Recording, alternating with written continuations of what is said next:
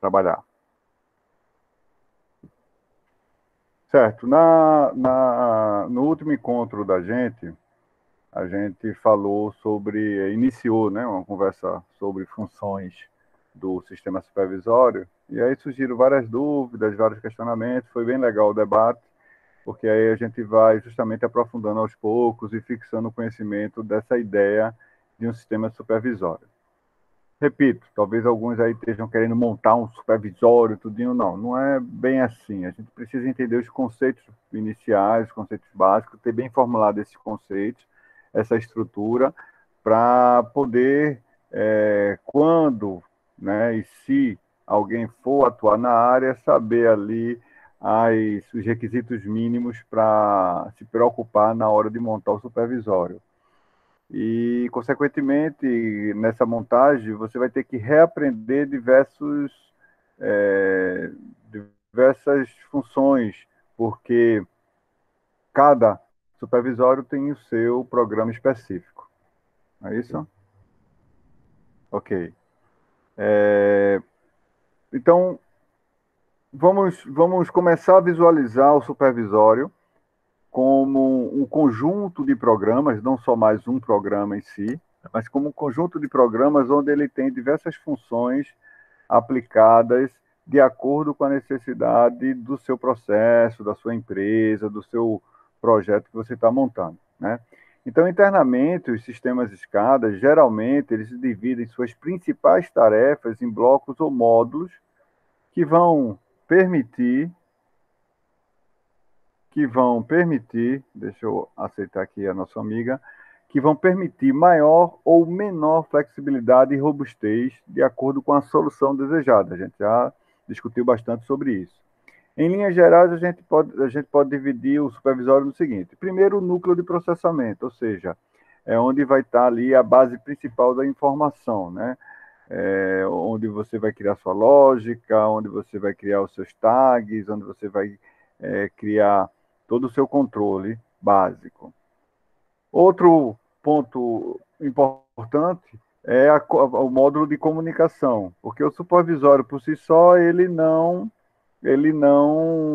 tem finalidade, ele precisa receber informações vindas de algum instrumento, de algum equipamento, para ele poder sim supervisionar, monitorar o processo, a máquina que ele está, com quem ele está trabalhando. Então, esse módulo de comunicação, ele vai se comunicar ou com CLPs, ou com unidades remotas de trabalho, né, as RTUs, né, ou diretamente com cartões de field bus, alguns instrumentos podem se comunicar diretamente com o supervisório, sem necessariamente passar pelo CLP e RTUs. Então, tudo vai depender dos equipamentos, dos instrumentos que vocês estão trabalhando. Pessoal, deixa eu só pedir um feedback de vocês. Como a internet está bem ruim, como é que está o áudio aí? Estão conseguindo acompanhar tranquilo? Professor. Tranquilo, né? Beleza, então. Estou falando um pouquinho mais devagar hoje para ver se a gente consegue não perder nenhuma informação. Um outro ponto muito importante, aí eu quero que vocês tentem visualizar essa situação, é o seguinte: é a parte de gerenciamento de alarmes. Olha, a gente vem discutindo que o objetivo principal do sistema escada, do sistema supervisório, é supervisionar. Beleza. Mas por mais atento, por mais preocupado, por mais dedicado que a pessoa que está operando o supervisório esteja, ou monitorando o supervisório esteja, a quantidade de informações que existe dentro de um processo é gigantesca. Eu até, para quem esteve na aula passada, no encontro passado aqui pelo Meet, eu mostrei para vocês uma imagem lá da área de processo de uma unidade de destilação, né? Então, eu falei lá que tem milhares de equipamentos, né? E, consequentemente, esses milhares de equipamentos fornecem para o processo milhares de informações. Então, visualizem exatamente isso. Imagine você com 1.000, 2.000 variáveis monitorando. Primeiro que em uma única tela, você não vai conseguir configurar sua tela todas essas variáveis. Segundo, mesmo que você configurasse, iria ficar uma coisa, né, gigantesca de informações. Então, o gerenciamento de alarme, ele tem um ponto importante, porque como o seu sistema, a princípio, é automatizado, e caso ele não seja também, né? Mas a, a principal finalidade é justamente perceber os alarmes, ou seja, o que são alarmes, né? Vamos discutir o que são alarmes. Bem, o processo ele precisa estar trabalhando de acordo com o que foi projetado. Então, ele vai ter lá, dependendo do processo, vamos para a área de petroquímica, né, ou da destilação de petróleo. Ele tem lá a temperatura do petróleo, a vazão que o projeto dimensionou para que o petróleo percorra determinada tubulação, ele tem a pressão do sistema, que é bombeado ali por um equipamento, né, pela própria bomba. Então, essas variáveis ela tem que estar dentro de uma faixa de trabalho. Então, essas são as a faixa operacional do sistema, né? Ou seja, os valores nas quais o projeto foi dimensionado e que as variáveis devem permanecer entre aquelas faixas. A partir do momento que essas variáveis, seja ela pressão, temperatura, seja ela qualquer variável que esteja sendo monitorada pelo sistema, a partir do momento que ela sai dessa faixa operacional, ela entra numa faixa crítica, né? Essa faixa crítica, podemos dividir ela em alguns níveis. Tem aquela parte inicial crítica, mas que não causa nenhum risco, risco de acidente de processo, né? Ele não causa nenhum risco de acidente de processo, mas, obviamente, ela não está dentro dos parâmetros operacionais. E tem a faixa crítica onde poderia ocorrer um acidente de processo, né? Ou seja, um transbordamento de um tanque, a despressurização rápida de um vaso,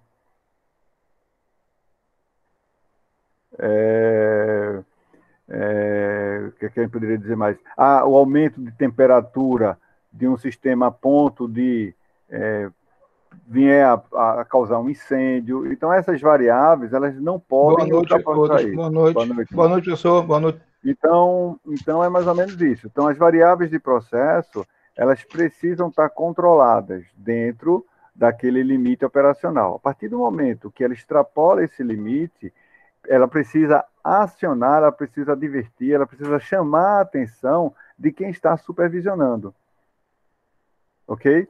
Quando o sistema ele é automatizado por completo, a partir do momento que você seta, né, faz aquele set point que a gente já discutiu aqui, você diz qual é o valor que a variável deve trabalhar, o sistema vai tentando se ajustar para manter sempre dentro dessa variável.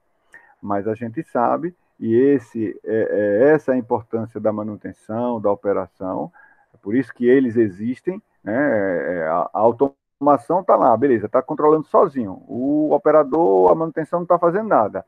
Para que então esses caras? É justamente para esse momento. A gente sabe que todo equipamento ele é passível de falha, né? Uma mudança muito brusca do processo, ou o próprio equipamento que entrou em falha, ou houve um desgaste mecânico do equipamento, de uma tubulação, ou seja, chegou a um ponto onde essa variável não conseguia mais ser controlada. Então, a partir do momento que ela chega num valor fora dos especificados, tem que ser gerado um alarme. Tem que ser gerado um alarme. Por quê? Porque nesse momento, quem está monitorando, quem está supervisionando, vai tomar uma ação, seja ela remota, através do próprio supervisório, intervindo em alguns equipamentos, ou o próprio pessoal de campo, ou seja, aquele pessoal que está à disposição, próximo aos equipamentos, para intervir justamente nesses momentos. Todos conseguem compreender isso, pessoal? Alguma pergunta, alguma dúvida?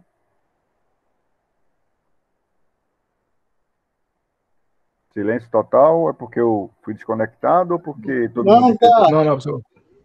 Deu para pegar aí, professor. Tranquilo, né? Então, todo mundo entendeu a importância do gerenciamento de alarme, né? Esse gerenciamento de alarme, ele tem que ser bem feito, né? Bem estudado, bem projetado. Por quê? Porque percebe-se que se há uma grande constante de alarme, ou seja, constantemente está subindo alarmes que não são importantes, e isso pode ocorrer devido a uma má configuração do processo, né? Quem, quem configurou o sistema de supervisório, a parte de gestão de alarme, se ele não fizer isso corretamente, pode começar a subir uma grande quantidade de alarmes. E aí percebe-se já, através de alguns estudos, que quando há uma avalanche de alarmes, como a gente chama, né, começa, digamos assim, começa a desacreditar nas informações que sobem, ou pior, quer dizer, não pior, né, mas pode acontecer também de subir um alarme de relevância importante, de fato, e pela grande quantidade de alarmes que vem subindo no sistema, passa despercebido, porque aí entra o ser humano na história, né? Você está lá monitorando, sobe um alarme, beleza, você olha o alarme, identifica e toma uma ação, massa. Sobe 5 alarmes, beleza, você vai lá, olha um, olha outro, beleza. Agora sobe 50 alarmes de uma vez só. É praticamente impossível você analisar todos, vai ter que ter, então, aí um grau de prioridade, vai ter que ter aí um grau de segurança, né, um processo de mitigação para que, caso você não perceba esse alarme, ou que você não tenha tempo de atuar por estar atuando em outras variáveis, né, o sistema se proteja.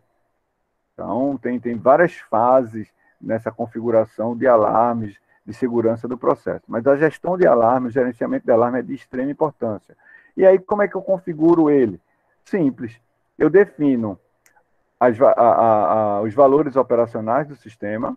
Isso aí eu defino, eu falo assim, né? A equipe define qual é o valor operacional e a equipe subentende, é uma equipe multidisciplinar, com engenheiro mecânico, engenheiro químico, o cara que projetou, o cara da segurança, né, o cara de equipamento, ou seja, uma gama gigantesca de profissionais que estão envolvidos nesse processo.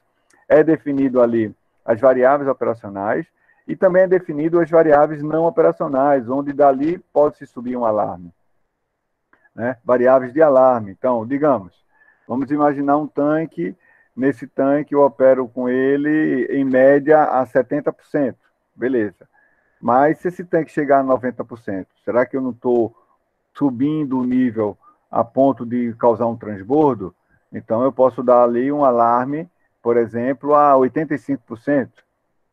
Quando dá 85%, sobe um alarme para mim, apenas para quem está monitorando, avisando, olha, subiu um alarme, o tanque tal está com 85% de nível. Beleza. O operador, ou a pessoa que está monitorando, supervisionando lá o sistema, vai tomar uma ação, ou seja, vai aumentar a vazão de saída, vai desligar a bomba que está abastecendo o tanque, vai interromper o processo por um momento, ou vai abrir uma drenagem do tanque, ou seja, ele vai tomar uma ação. Ok. Mas e se não for percebido?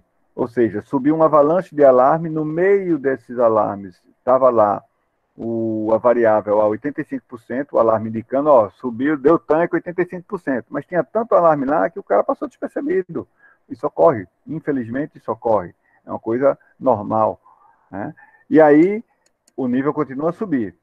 Então, quando ele chega no nível crítico, onde poderia ocorrer um acidente de processo, ou seja, uma perda da contenção primária, que seria, por exemplo, o líquido lá, o detergente lá sair do tanque, transbordar, ir para o chão, isso é um acidente, não deixa de ser um acidente, né? Houve perdas de materiais. Então, isso daí não pode ocorrer. Então, quando chega a um nível mais crítico, por exemplo, 95%, eu tenho um valor de alto nível, né? O que a gente chama de high, ou seja, o nível do tanque entrou em HH, ou high, né? Ou seja, alto. E esse alto, dentro da lógica de processo, dentro do controle de segurança, ele por si só, se for bem dimensionado, ele vai então desligar o processo para que evite o transbordamento. Então, algumas variáveis de processo que, caso elas sejam descontroladas, elas podem vir a parar o sistema totalmente para evitar um acidente.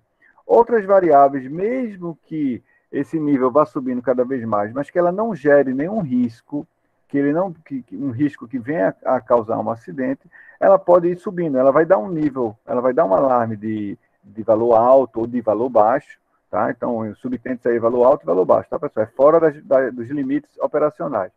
Então, ela pode dar lá um alarme, e esse alarme simplesmente ser apenas uma indicação, ó, Sua temperatura lá aumentou. Ah, mas vai pegar fogo? Não. Se ela aumentar, a única coisa que vai acontecer é vai mudar a característica do produto na saída, mas não vai causar nenhum acidente, né? Vai só o produto sair ali com uma característica diferente.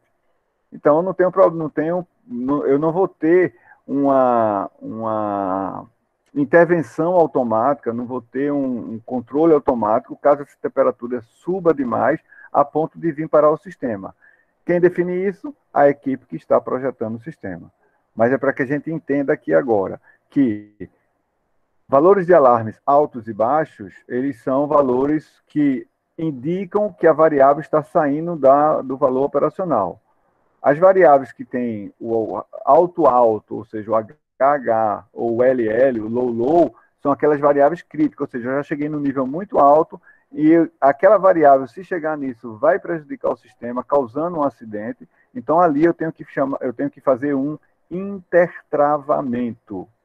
Essa palavra é importante a gente lembrar dela. Um intertravamento, ou seja, a partir do momento que deu esse valor alto, acima, bem acima do valor operacional, o sistema tem que estar configurado, tem que estar automatizado para que ele venha parar o sistema, venha parar o processo, ok? Então, isso é interessante a gente fixar essa ideia, porque vocês podem se deparar com essas variáveis aí pelo processo, tanto a nível de manutenção, quanto a nível operacional, quanto a nível de gestão. Um outro módulo que se possui dentro do sistema de SCADA é o banco de dados, ou seja, ali onde eu vou ter o armazenamento dos dados que estão sendo lidos pelas variáveis, né? Estão sendo lidos pelos instrumentos, né? A gente já viu também, falamos na aula passada, que cada instrumento, cada equipamento recebe um endereço, recebe um nome único e exclusivo dentro daquele processo. E isso a gente chama de tag, né? O tag, cada um chama do jeito que quiser, mas é esse TAG aí, certo? Essa tag vai ser justamente o nome dado ao equipamento, dado ao instrumento. Então, esse banco de dados existe para que eu consiga salvar, armazenar essas informações que estão sendo monitoradas durante o funcionamento do sistema. O histórico ou o trend, ele é em conjunto com a base de dados, né? Então, o que acontece? Eu preciso consultar, por exemplo, como variou a temperatura de um forno. Eu quero fazer uma consulta do mês de janeiro a novembro de 2020. Então, através desse histórico, eu consigo traçar todos os valores dessa temperatura e montar um gráfico, montar um trend que diz para mim como se comportou aquela variável, se ela ficou subindo e descendo muito, com muita oscilação, ou se ela ficou constante. Então, através dessas informações, a gente consegue compreender como o seu sistema está funcionando. Então, esse histórico serve para mim também para consultar. E, em alguns casos também, é comum isso acontecer, caso haja um acidente de processo, uma falha no sistema, esse histórico vai me mostrar o que porventura aconteceu. Ele vai gravar ali, ó, essa variável de temperatura começou a sair do valor operacional, não foi tomada nenhuma ação, o sistema não se protegeu, consequentemente estourou uma tubulação lá na linha de processo tal. E aí eu consigo monitorar e averiguar o que porventura tem acontecido e aí, obviamente, ir achando a causa base do acidente que tenha ocorrido, certo? Também nos ajuda a compreender qual é o sentido, qual o caminho, qual é a tendência que essa variável está se dirigindo. Então, quando eu monto um gráfico e percebo que ela está com aquela tendência de subida através do histórico, então ele vinha 10 graus, 15 graus, 20 graus, 30 graus, opa, a temperatura está subindo. Se eu olhar instantaneamente para a tela e ver 30 graus e mudar para outra tela, né, ver lá escrito 30 graus, para mim aquilo é 30 graus. Mas dificilmente, como eu tenho diversas variáveis para monitorar, né, dificilmente eu vou lembrar, sim, mas há uma hora atrás, qual era essa temperatura? A não ser que seja uma variável muito importante, de extrema importância, aqui também tem aquelas que a gente monitora, né? Você acaba gravando o comportamento dela, de tanto você tá, de tanto o operador, de tanto o cara da manutenção tá observando ela, né, a não ser que não seja uma dessa, você não vai lembrar qual era o valor anterior. Então, quando você monta um gráfico, um trend, né, vê a tendência que ela estava anteriormente, você consegue, então, saber, digamos assim, prever mais ou menos para qual valor ela está se dirigindo num futuro próximo. Tranquilo, pessoal? Estamos aí ainda? Me tira uma dúvida aí, professor. Pode perguntar. Boa noite. Esse supervisório, eles abrangem assim em várias regiões do Brasil? No caso, uma empresa multinacional? Sim, você Monitorar a outra, consegue né? monitorar remotamente e o cara da Remotamente. China consegue monitorar uma empresa dele Uhum, aqui, certo? uhum. Hoje, Tem, através da internet, tem da indústria redundância também, né? De 4.0, uma para outra, né? isso é. Através da indústria 4.0, dentro da ideia da 4.0, não necessariamente na indústria 4.0, porque isso já existia antes mesmo do conceito de indústria 4.0. Uhum.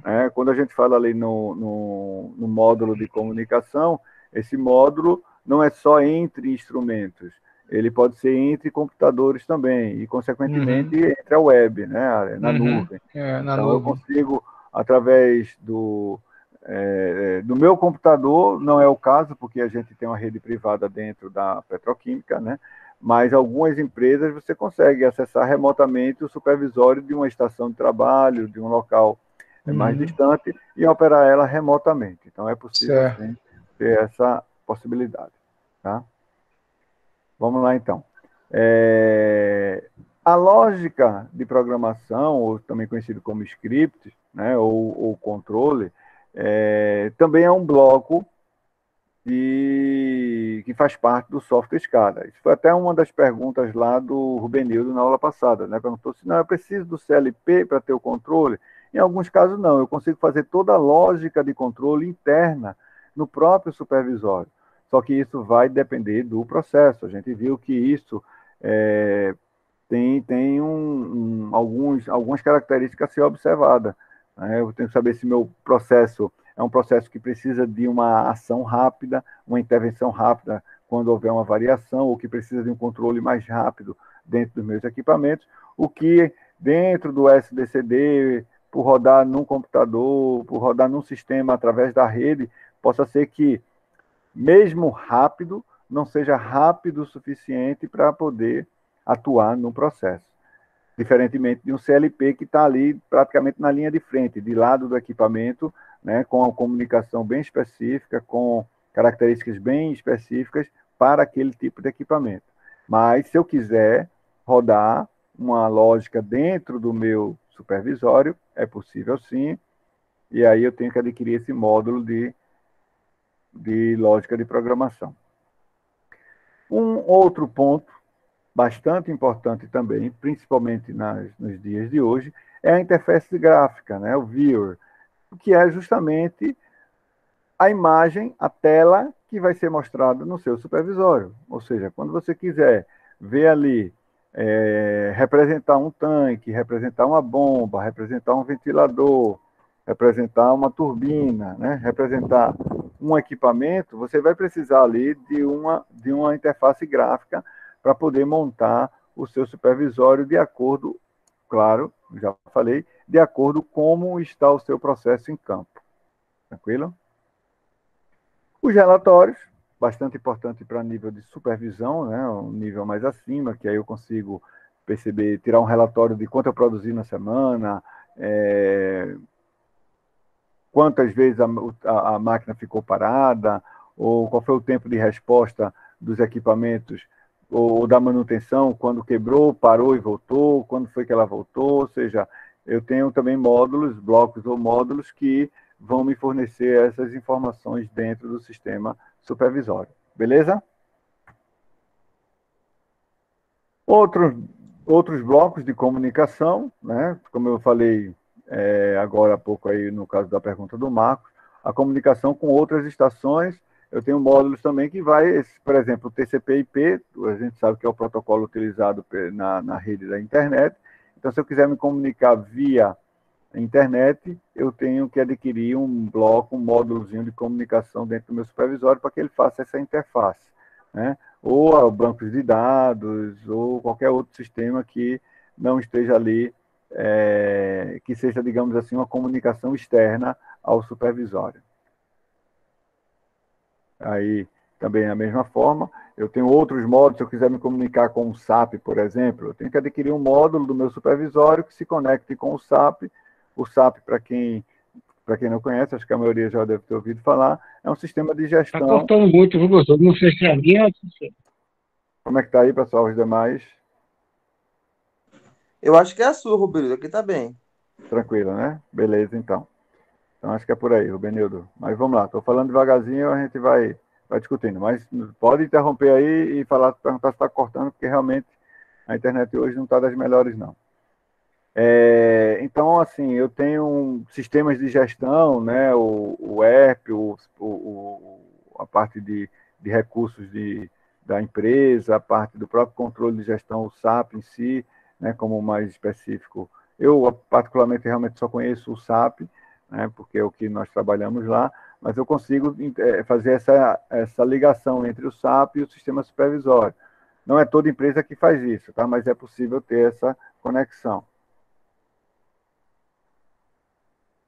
Entre outros módulos que aí são características de cada fabricante. Para quem deu uma pesquisada boa no sistema de supervisório, quando apresentaram lá alguns modelos, né, quem deu uma detalhada, quem não deu, volte lá no que você apresentou e dê uma olhada de novo. E vejam quais são os módulos que eles possuem. Né? Alguns já vêm do pacote completo, beleza. Mas aí você vai pagar pelo preço do pacote completo. Outros, eles conseguem modular para você. Então, você vai pagar proporcional àquilo que você está utilizando. Então, você tem que ver, quando eu pedir para vocês, ver justamente a flexibilidade do software. Porque alguns você paga caro e usa só uma parte dele. Outros, você compra só uma parte, mas se quiser ampliar, não tem como ampliar. Então, você tem que pensar também em como vai utilizar o seu sistema em escada, se vai ser necessário ter uma ampliação futura, se é possível esse software permitir essa ampliação futura, né?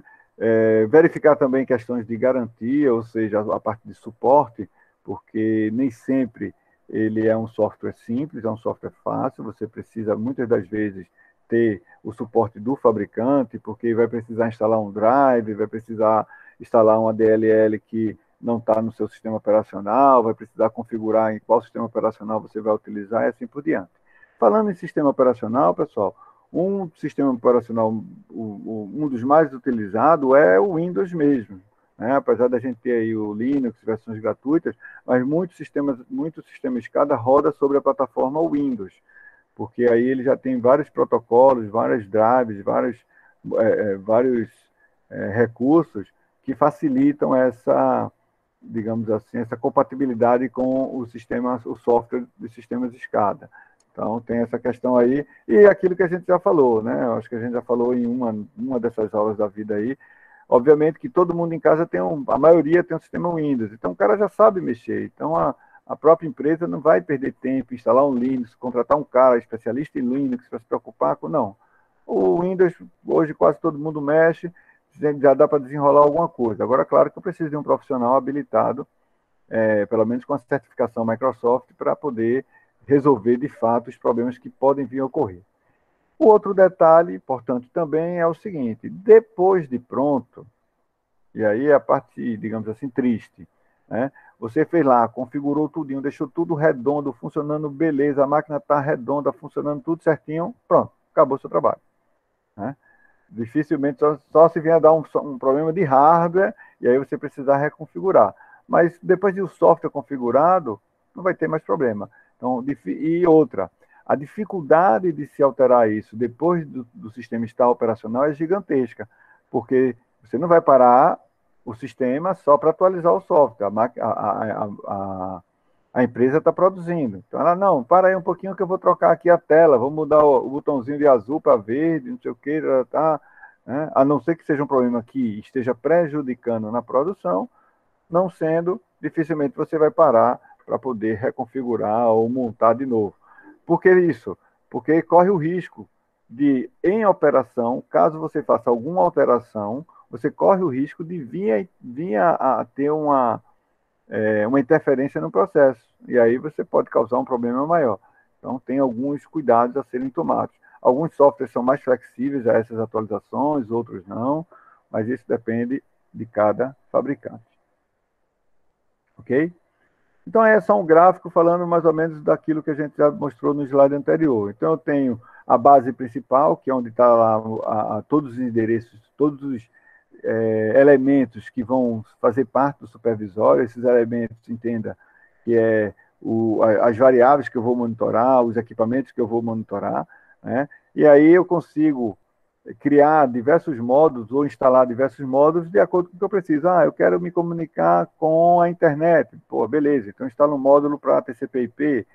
Eu quero uma tela que mostre a animação gráfica, animação dos meus equipamentos operando. Beleza, instala lá um módulo do Viewer, né? Eu quero a barra de alarmes. Vai lá, instala um blocozinho de gerenciamento de alarmes. Então, é feito o seu Windows, né? Ele vem pelado, vem lá, só o Windows. Eu queria um editor de texto. Aí você vai ter que baixar lá um BR Office ou um Office da vida. Eu queria um programa de desenhar, fazer desenho. Aí você vai botar lá um AutoCAD. Então, é mais ou menos essa mesma ideia. Ok, senhores? Ok. Tranquilo? Ô, professor, o senhor falou assim, em questão de depois de instalar tudo pronto, tudinho. Aqui no próprio trabalho, né, a demanda faz parte da iluminação daqui, subestações, tudinho. Vez em quando também cai o sistema e não é uma coisa confiável. Sempre eles estão vindo e instalando de novo, né? É uma coisa que Não, não. tem que ver, de fato, eu não entendi bem. Quando você fala instalar de novo, instalando o quê? O supervisório? Não, o supervisor não, mas o sistema fica descontrolado, né? A demanda, né? Para ligar tal hora, tal hora não funciona, tem que botar no manual, tá entendendo? Depois de um tempo, Então aí não funciona normalmente. entendi. Aí existe realmente um problema crônico aí. Tem que estudar e ver o que é que está causando isso. Porque depois de configurado, entenda, é feito. Vamos pensar, é feito seu computador. Você instalou o Windows e o Office, beleza. Se você não tiver conectado na internet, que ele vive fazendo atualização em cima da atualização, você vai usar o seu computador até ele se desgastar, ou seja, até ele mecanicamente se desgastar, queimar um componente, aquecer demais porque tem sujeira, coisas do tipo. Se você começa a atualizar vários softwares, várias coisas desse tipo, né, Drive, instala um programa, instala um joguinho, instala não sei o quê, aí você começa a prejudicar o software em si. Por isso que, normalmente, os sistemas supervisórios eles são totalmente isolados. Você monta uma rede exclusiva, uma rede local, né, sem nenhuma interligação com o ambiente externo, e todas as atualizações do sistema são controladas. Então, você precisa de um profissional que vai lá, precisamos atualizar o sistema operacional, ou precisamos instalar tal software, então o cara vai lá, fazer toda a configuração, tudo corretamente, sem colocar nada mais nem nada menos, exatamente o que precisa. Então, quando você fala para mim que o seu sistema está constantemente precisando de intervenção, existe um problema. Que problema é esse? Aí eu não sei. Aí pode ser um problema de hardware, dificilmente, a não ser que o software tenha sido mal projetado, também pode ser um problema de software. É aquilo que eu falei, né? Você vai ter que escolher um software que vai trabalhar. Se você escolhe um software de uma empresa que o cara acabou de sair da faculdade, nunca trabalhou dentro de uma indústria, né? Nunca viu um processo industrial para montar um sistema supervisório de uma indústria, esse cara vai fazer besteira, sem dúvida nenhuma. Esse cara não vai fazer um projeto completo, já robusto, já para com a apresentação final. Ele vai estar incrementando, eita, deu falha aqui, conserta, muda aqui o código, eita, deu falha do outro lado, muda aqui o código. Isso pode ocorrer, né? Principalmente aí porque você não fez o investimento adequado no início. Então, faz parte digamos assim, não vou falar obrigação, mas faz parte da competência de vocês prestar atenção no momento em que estiver se você fizer parte, obviamente, da equipe, né? está sendo feito o projeto de um sistema, até mesmo uma atualização do seu sistema. Então, você tem que estar atento, você tem que ver, ó, esse software, ele é homologado, já tem homologado com os drives do hardware, né? Ele trabalha com, ele é compatível com todos os tipos de instrumentos, né, de qualquer fabricante, quais são os drives que ele trabalha, né, qual é o banco de dados que ele consegue trabalhar. Então, são informações que, com o tempo, vocês, né, pesquisando, para quem, obviamente, for atuar na área, for pesquisando tudinho, vai levantando isso e tendo mais know-how para tomar decisões na hora da escolha desse software. Ok? Então é isso, Benildo. Tem que ver se está ocorrendo isso, realmente tem um problema crítico lá. Alguém está comendo bola lá. Alguém está viajando e não está resolvendo, está só fazendo um pequeno armengue lá e alguém está sendo enrolado. Pode ser jogo comercial, né, professor? Alguém está sendo enrolado, exatamente isso. Então, continuando, a regra geral para o funcionamento de um sistema SCADA, ele parte dos processos de comunicação com os equipamentos de campo. Essa é o princípio base do sistema. Então, comunicação do supervisório com os equipamentos de campo, cujas informações são enviadas para o núcleo principal do software. Foi o que eu já falei aqui. O objetivo principal é esse, é pegar as variáveis de campo. O núcleo, ele é responsável por distribuir e coordenar o fluxo dessa informação para os demais módulos, até chegarem à forma esperada para o operador do sistema. Que módulos? Poxa, o módulo, por exemplo, Viewer, né, que é a parte gráfica. Então, o módulo recebe a informação de campo, o núcleo, né? Ele recebe a informação de campo, e aí ele manda para esse módulo a informação que foi solicitada por esse módulo. Ó, eu quero mostrar na tela o nível do tanque X. Pronto, beleza. Ele vai lá e vai indicar graficamente, ou através de uma animação, ou até mesmo de um caractere, o valor do nível daquele tanque. Então, entendam isso, né? O módulo principal recebe, o funcionamento principal dele é coletar todas essas informações, e ele distribui, ó, o cara lá da China pediu o valor da vazão da bomba Y. Aí, o módulo de comunicação vai pedir ao núcleo principal, pega essa informação, coloca ela no protocolo correspondente e manda para o cara lá longe, né? O supervisor pediu um relatório da produção do mês. Aí o cara vai lá, pega o núcleo vê quais são as medições que ele fez. Se ele não tem, o módulo se comunica com o módulo do histórico, vê toda a informação do mês, coleta, compila ela e emite o relatório. Então, é um software. O sistema supervisório é um software. E como todo software, você tem que configurar. Beleza? Tranquilo, senhores? Estão aí ainda? Ok, professor. Estão conseguindo compreender, pessoal, essa dinâmica do sistema?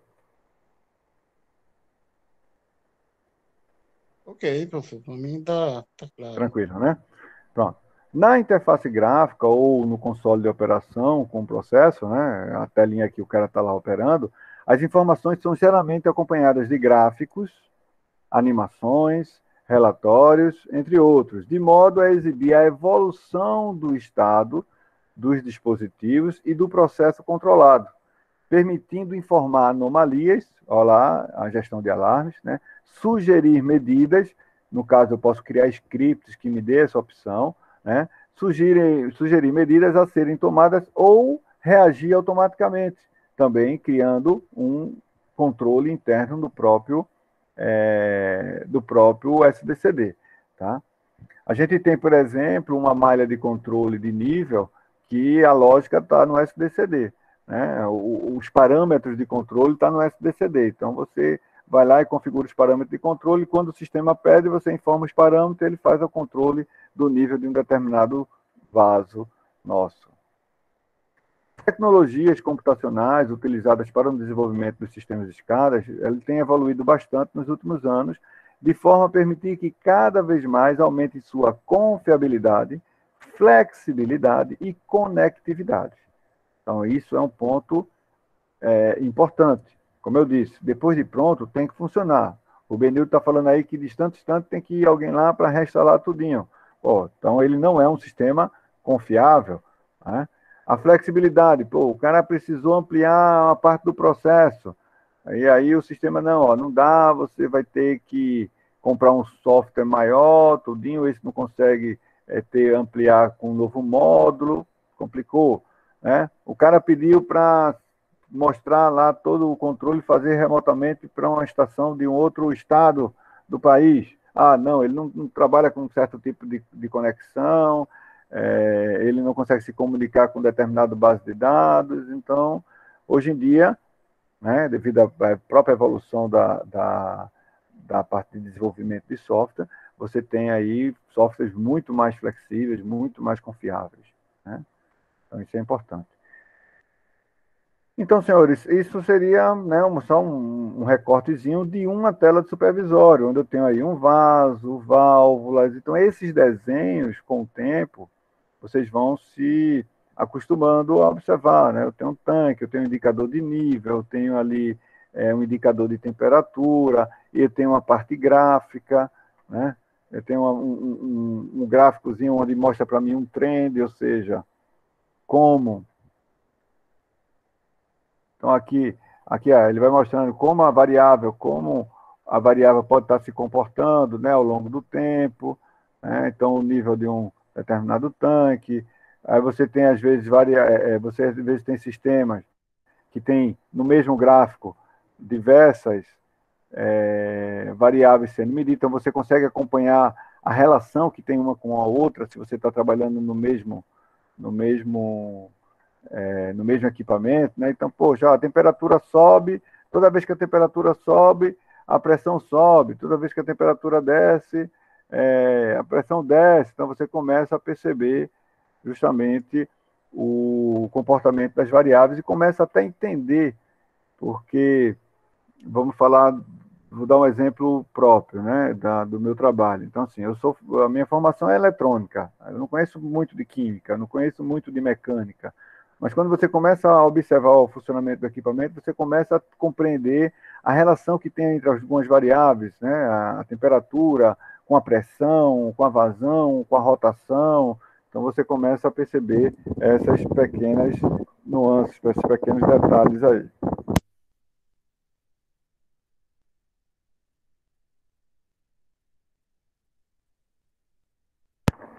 Beleza, pessoal?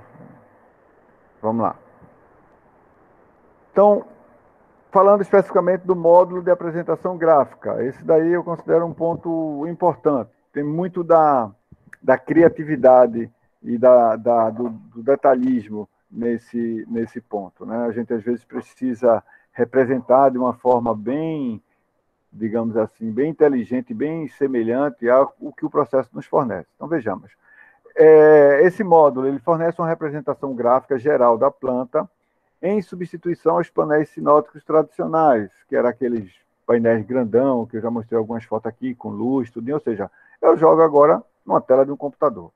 Cada sinótico, né, representa, cada telinha agora, né, chamada de sinótico, ele representa uma área do processo e também pode ser com um certo nível de detalhe. Esse é um ponto interessante. Por quê? Como eu falei para vocês, eu tenho um processo que tem milhares de variáveis. Poxa, eu não vou conseguir botar isso tudo numa tela. Então, eu posso dividir em telas de acordo com cada parte do processo, de acordo com cada fase do processo. Então, é interessante isso, a gente ter essa subdivisão. Por quê? Porque aí eu consigo entrar mais num detalhe. Eu quero saber qual é as variáveis e ver na tela as variáveis desse permutador, desse trocador de calor.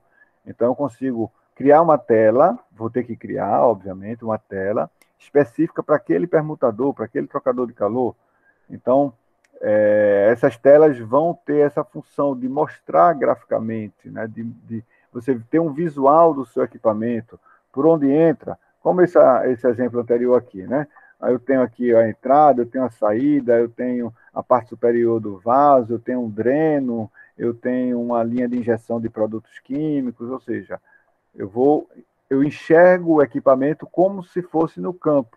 Então, ele aqui está representando as conexões que existem no campo. Para se obter uma visão mais detalhada de uma determinada área, pode-se recorrer a um novo sinótico, como eu falei, uma nova tela com aqueles detalhes. Há um sinótico de hierarquia inferior, ou a uma visão de uma outra camada de meio sinótico, né, um sistema multilayer. O que ele quer dizer com isso daqui? Aquela ideia de eu subdividir, né? Se você olhar, por exemplo, um índice de um livro, você tem lá o título, o subtítulo, aí tem né, o texto 1, o texto 2. Vamos pensar isso em tela. Eu tenho uma tela principal, eu tenho uma tela secundária. Dentro dessa tela secundária, eu tenho diversas telas falando daquele processo com mais detalhes. Então, a gente vai montar isso, pessoal. Quando você compra o sistema, o software de supervisão, ele não vem com as telas prontas para o seu processo. Você vai montar, você vai desenhar, você vai configurar tela por tela. No sistema gráfico, ao contrário, o desenho ele é formado livremente pela combinação de entidades geométricas fundamentais. E aí é onde eu falei que entra a criatividade. Por exemplo, você quer desenhar um tanque. Vamos lá, vamos desenhar um tanque aqui na caneta. Eu quero desenhar um tanque. Eita, espera um pouquinho. Pior que aqui eu estou no mouse aqui. Eu faço um quadrado. Isso já dá para entender que é mais ou menos um tanque, né? Não, é um quadrado, sim, beleza. Mas se eu botar aqui uma linha aqui, uma válvula, né? Botar uma outra válvula aqui na saída, já dá para subentender que é um objeto que vai ter um negócio. Vou fazer uma tampa, um teto nesse tanque, né? Mas aí eu queria ele com a indicação de nível. Eu vou lá e coloco um indicador de nível. E nessa indicação de nível, eu digo aqui mais ou menos onde é que está o nível, né? E, por fim, eu vou lá e coloco lá o tag desse equipamento. Eita, letra feia danada. Por exemplo, um TQ de tanque. Isso é um Q, viu, pessoal? É um rabisco, mas é um Q. Então, quais são as figuras geométricas que tem nesse desenho? São triângulos, quadrados, retângulos, né? Observe, círculos. Então, esses desenhos, muitas vezes, apesar da gente ter hoje recursos gráficos de diversos tipos, já modelos prontos, bibliotecas prontas de diversos tipos de equipamentos, eu consigo fazer livremente um equipamento que, porventura, não tenha sido cadastrado, ou que não tenha sido criado especificamente para o seu processo. Ok? Ok, pessoal? Ok, professor. Tranquilo? Ok. Pronto, beleza, então. Após definido, os símbolos são armazenados numa biblioteca, ou seja, eu desenhei. Pegou um cara bom lá de AutoCAD, e aí por isso que, né, uma das ferramentas que vocês aprenderam ali a partir de desenho mecânico, né? O cara foi lá e fez um desenho em 3D de um tanque. Pode ser, alguns sinóticos têm em 3D, é comum você encontrar isso daí. Hoje em dia até mais comum, apesar de ter aí uma discussão grande sobre o cansaço visual que dá uma imagem 3D para uma imagem 2D, para quem opera o sistema por muito tempo, né? Então, tem alguns cuidados que tem que ser tomados. Então, eu criei aquele sistema, eu consigo salvar ele para que eu possa utilizar ele depois como um objeto, não um copiar e colar da vida, né? De uma forma simples, né? De uma forma simples. Ô, Então, professor, essas animações são camadas em cima só para fantasiar, vou falar o seguinte, eu tenho objetos que são apenas ilustrativos, que eles estão ali na sua tela apenas como uma indicação de que aquele equipamento está lá, e eu tenho objetos que podem ser animados. Por exemplo, um tanque. Tanque é uma coisa estática, está lá parado, ou ele está cheio ou ele está vazio, eu indico só a variação do nível. Mas um ventilador, eu poderia apenas indicar por ele que ele está ligado e desligado por uma cor, mas eu quero mostrar de uma forma mais incisiva que aquele ventilador está ligado, então eu posso fazer ele animado, rodando, né? Então, assim, eu tenho, como você colocou, eu posso ter camadas, apenas um plano de fundo com as linhas bases, depois uma camada dos objetos que vão ser animados, depois uma outra camada dos objetos que são estáticos, né, parados, mas como vai ser feito isso depende de cada software. tá? Depende de cada IDE, de cada software de desenvolvimento do seu sistema SCADA. E aí, mais uma vez, como eu falei lá no início das aulas, o cara tem que pegar o manual do software e dar uma estudada nele, até ele começar a dominar todas as ferramentas. Não adianta a gente... O conceito é esse. É feito você fazer uma tela no PowerPoint, fazer um slide no PowerPoint. Você pega uma figura, traz ela para frente, pega um texto, joga ele para trás, pega uma outra figura, bota ela de lado, né? Faz uma animação em cima daquilo, bota um texto escrito, bota um link, ou seja, monta ali uma tela. É essa a ideia dentro do sistema supervisório. Alguns construtores são editores gráficos que definem duas estruturas de dados básicas, um para a máscara e a outra para os campos dinâmicos. É mais ou menos isso que a gente vem falando agora. Eu tenho, digamos assim,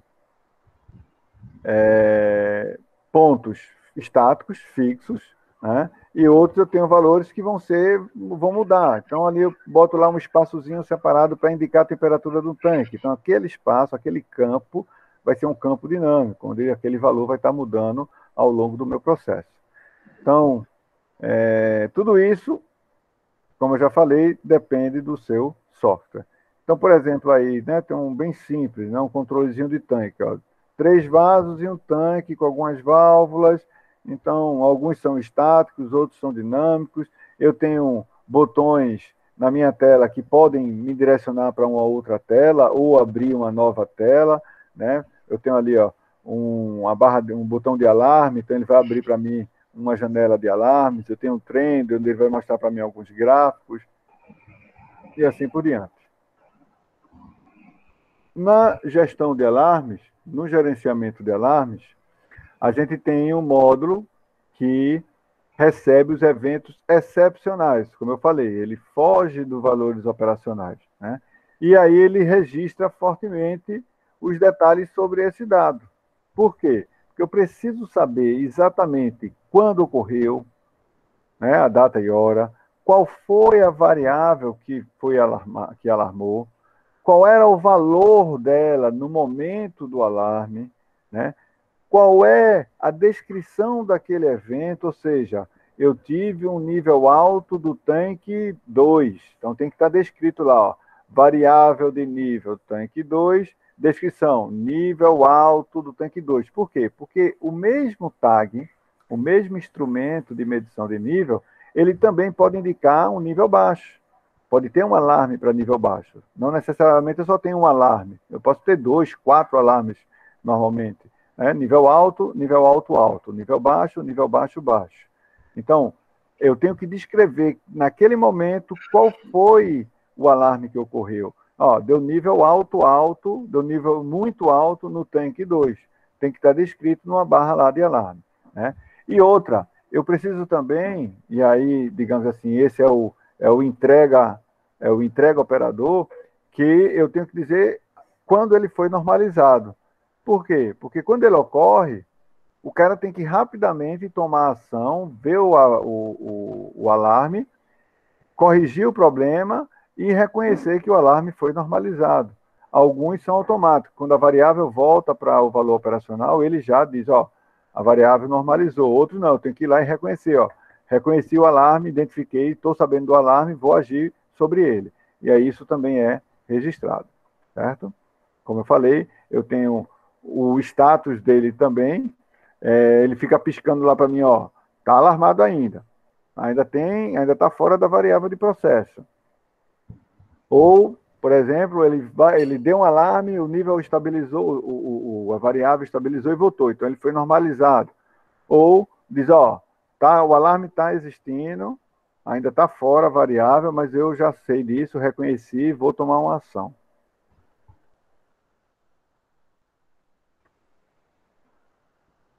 Como é que ele funciona mais ou menos esse gerenciador, né? Então, os eventos eles são armazenados em um buffer, né? Como se fosse ali um espaço de armazenamento temporário, né? Ele armazena os últimos eventos, e aí, claro, depende do tamanho desse seu buffer, né? Após esse prazo, tudo isso é salvo no histórico do seu supervisório, certo? Para aparecer para quem está operando, pode ser uma janelazinha, abre lá uma janela de repente, né, um pop-up da vida, né, ou uma outra, não só um pop-up, mas uma janela mesmo também. O pop-up é só aquele quadradozinho pequenininho, mas pode ter uma janela completa, ou uma barra, né, ou seja, uma janela só ali na horizontal, com determinada largura. Quem dimensiona isso é você, na hora de construir o supervisório, como é que ele vai aparecer. O operador ele pode solicitar a exibição de uma página, se eu quiser, ó, poxa, eu queria ver todos os alarmes que já ocorreram, que estão ativos. Eu vou lá e crio um link, eu que estou construindo o supervisório, crio um link para que quando ele clicar lá, abra essa tela que ele tenha solicitado. Então, toda essa configuração, mais uma vez, tem que ser decidida antes, tem que ser definida antes, tá? Então, aí está, por exemplo, um layoutzinho de um alarme, né? Então, eu tenho ali o grupo dele, né? Uma descrição dele, os valores deles operacionais, ó, o tag da água nível alto, leite nível alto, o motor ligado nível alto, né? O set point do motor ligado nível baixo, aqui seria a rotação dele desse motor, 700 RPM, 300 RPM, ou seja, o instrumento vai estar monitorando esse tag, essa variável. Ele vai estar monitorando. Se o valor dele ultrapassar esses limites, vai subir um alarme com essa descrição. Ó, motor, alarme, SP, motor, o tag dele, que é a variável que foi alarmada, qual foi o tipo dele, ó, foi nível alto, qual foi o valor limite, 700, vai dizer qual era o que ele estava lá, digamos que ele já estava a 850, então vai mostrar para a gente, vai descrever que estava em alta velocidade, né? E aí você vai, opa, vou atuar em cima disso.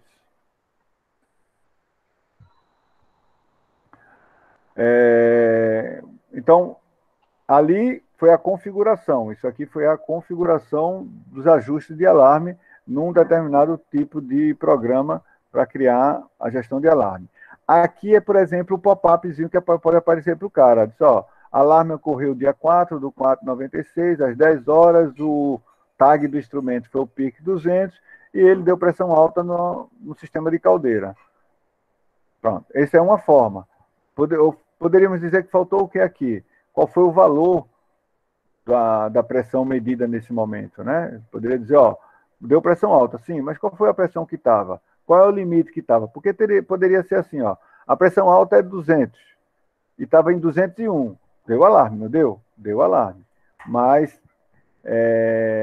não está tão desesperado assim. Foi um alarme, tenho que atuar, mas imagina, não, 200 deu 400. Aí não, aí o bicho está pegando.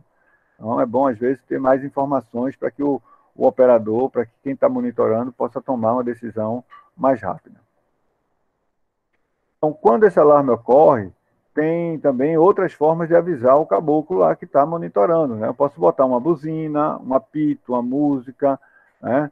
No alto-falantezinho lá e ficar apitando com determinada frequência, certo? E aí o cara tem que ir lá e dizer, opa, beleza, reconheci, estou sabendo do alarme, vou tomar ação devida. Quando eu reconheço Eu fazer uma pergunta. Claro. Existe também momento do alarme falso, né? Na construção desses alarmes, porque minha responsabilidade todinha está em cima dos, vamos falar em sensor, né?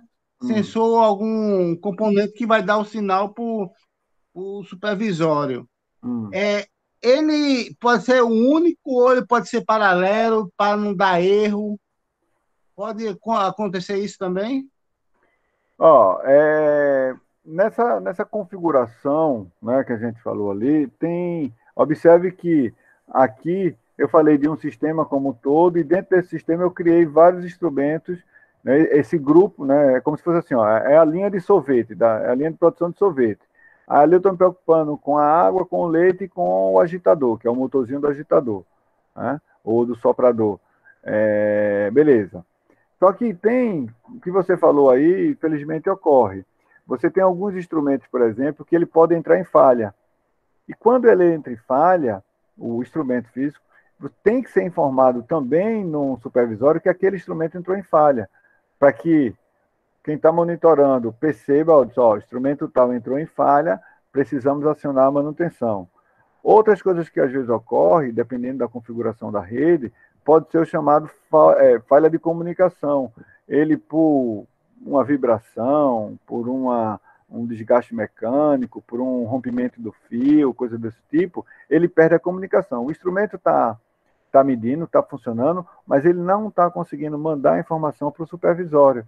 Então, isso é um outro problema, que também é interessante subir essa informação para a barra de alarme para que a pessoa consiga monitorar. Então, tudo isso vai depender de como foi construído o seu sistema. Não adianta. É tudo parte da premissa disso. Ó, o cara diz lá no início, eu quero isso. Aí você vai construir de acordo com o que o seu cliente quer. Ok? Beleza, senhores? Estão aí ainda? Tudo certo, professor. Beleza, então. Já vamos ver quem é que está aqui ainda, que eu já vou botar aqui o link da chamada e vou continuar aqui para a gente daqui a pouco terminar. Mais 10 minutinhos. Vou falar só desse trem daqui para a gente concluir. Já são 9h10. Mais um tempinho para a gente concluir aqui. Beleza? Respondam lá a chamada já. Daqui a pouco a gente conclui. No registrador de tendência, pessoal, eu particularmente acho interessante esse módulo, porque ele me mostra para qual caminho está sendo direcionado o meu processo, né? Ele vai mostrar para mim um gráfico indicando qual é o sentido que aquela variável está se encaminhando. E ali eu posso tomar uma ação antes mesmo dela chegar num valor fora do valor operacional, né? O nível está subindo. Ainda no meu nível alto, de sopa, beleza. Então, eu vou cuidar para que o nível se estabilize. Aí eu tomo já uma ação para isso, certo? Então, o registrador de tendência, ele desenha um gráfico de tendência de uma dada variável, geralmente analógica, é o que faz mais sentido, né? Porque é aquela que vai estar mudando numa faixa de valores durante o tempo, né? Esse gráfico de tendência, ele pode ter, normalmente, diversas... quando ele fala em penas aqui, ele está sendo bem específico daquele termo que é utilizado até no desenho de AutoCAD, né? Você desenha o tamanho da linha, a espessura, a cor. Então, assim, você pode definir isso também na maioria dos seus gráficos, mas o que é importante fixar aqui é que ele vai justamente desenhar o comportamento dessa variável. Tá? Outras configurações são feitas dentro disso. Você pode dizer, ó, eu quero que esse gráfico faça apenas um desenho, pegue o valor da variável a cada 1 minuto.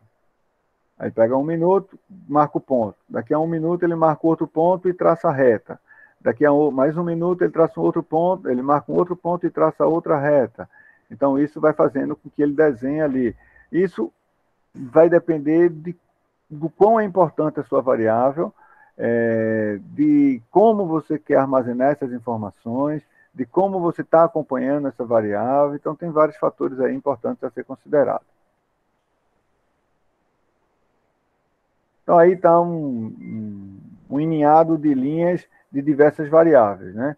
Então, ó, ele vai pegando de tempo em tempo ali, ele vai marcando o valor das variáveis e vai desenhando. Então, aí você consegue acompanhar, né? Então, você quando observa... Então, você tem aqui o gráficozinho azul aqui, ó. Ele vem de boa, estável, daqui a pouco ele dá um pico superior, dá uma descida e começa a subir. Começa a subir, subir, subir. Chegou num determinado valor lá em cima, ele despenca. Então, começa a subir de novo. Então, aqui você consegue. Se você tiver parâmetros limites, você diz, opa, está subindo, está chegando num nível muito alto, eu vou tomar cuidado para que ele estabilize. Então, esses gráficos são importantes para você analisar o comportamento da sua variável. E, bem, o detalhe é que, como você tem uma tela do computador, você jogar isso numa tela única, você vai sobrepor as imagens que estão atrás. Essa janela pode esconder algumas imagens que estão atrás. Então, tem que tomar muito cuidado na hora de configurar o tamanho desses gráficos no seu supervisório, né? Tem supervisório que tem 2, 3 telas, um único computador, uma única estação, tem 2, 3, 4 telas. Aí você consegue, faz uma tela só para gráfica, faz uma tela para gráfico de tendência, faz uma tela para as variáveis importantes. Então, você consegue dividir e organizar da melhor forma possível. Aqui é só detalhe de como ele é feito essa varredura. Então, tem variáveis que tem que ser monitoradas em milissegundos, tem variáveis que podem ser monitoradas por um tempo maior, tudo depende de que tipo de variável você está monitorando. Tá? Cada um aí tem uma característica e também do seu processo. É um tanque que demora 10 dias para encher.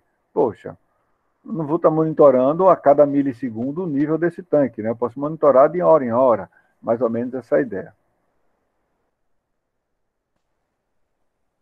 Aqui são características bem específicas, mas a nível de curiosidade apenas. Então, eu posso criar nesse gráfico uma interação entre o usuário. Eu posso apenas mostrar um gráfico com a variável mudando, ou eu posso botar um gráfico onde eu consiga alterar a escala de tempo, a amplitude, eu consigo alterar a cor, eu consigo definir a espessura da linha, né? Eu consigo subdividir ele em escalas de tempos, onde eu consigo paginar ele, mudar de tempo em tempo, para acompanhar lá ao longo de um tempo maior, né? Posso dar um zoom, ampliando cada vez mais ali, tanto a nível horizontal como vertical, para que eu chegue mais próximo ali das variáveis que ele está sendo trabalhada. Posso ter uma indicação em cima do gráfico, quando eu marcar um ponto lá, ele indicar para mim qual é a variável que ele está medindo, que ela estava naquele momento, certo? Mais ou menos essa é a ideia daí. A tendência histórica é aquela base de dados, aquele módulo histórico, ou seja, eu vou salvando tudo por maior tempo possível que eu suporto, né? Tem empresas que precisam somente de 1 ano de histórico, tem empresa que precisa da vida toda de histórico. Isso vai demandar mais hardware, isso vai demandar mais equipamento para poder monitorar isso daí, ok? Certo, pessoal? Ok, pessoal. Ok. Aqui é a mesma ideia, é só a questão de configuração, depois a gente vai ficar pronto. Eu vou interromper por aqui, na parte de gerador de relatórios. Na próxima sexta-feira, a princípio, não vai ter votação, não vai ter nada, então a gente vai estar com a escola mais tranquila. Então, espero que a gente se encontre também em aulas presenciais no supervisório. Terça-feira que vem, aula normal, presencial, certo? Conto com a presença de todos lá para a gente continuar a discussão das lógicas operacionais. A gente vai começar a entrar agora nos detalhes dos símbolos em ladder, para a gente poder discutir isso daí. E supervisório, a gente continua essas discussões para tentar já brincar com o elipse escada dentro desses conceitos. Esses conceitos são importantes justamente para, na hora de você construir, você montar um supervisório de acordo com essas informações passadas. Tá? Não é chegar lá e desenhar de qualquer jeito. Tem toda uma lógica, tem toda uma observação a ser feita na hora de construir o supervisório. Senhores, dúvidas, perguntas? Não. Tranquilo, então.